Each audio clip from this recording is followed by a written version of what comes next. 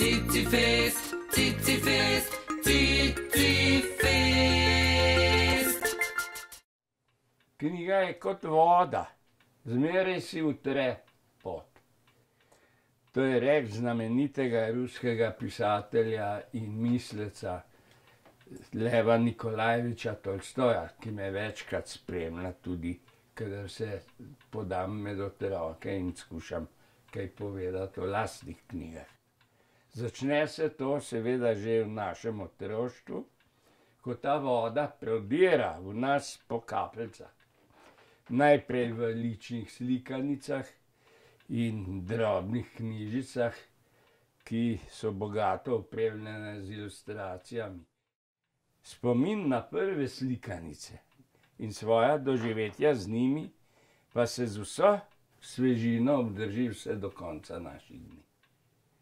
S tem izkustvom v sebi, ki seveda ni bilo tako obsežno in izostreno, kot je danes, sem pri 21 letih napisal pesmico o Pedenjpedu z naslovom Učenjak, v kateri se prva kitica glasi takole.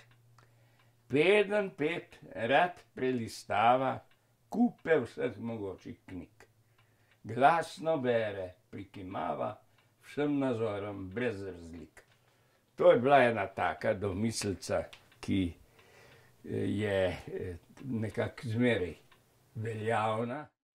Kaj sem hotel s temi verzi povedati? To, da iz naših najzgodnejših doživetij s knjigo odganja tudi naša privrženost branju kot tisti očarljivi izkušnji, v katerih se včasih utopimo, nato pa spet splavamo na površje, da zajamemo sapo za nov potop.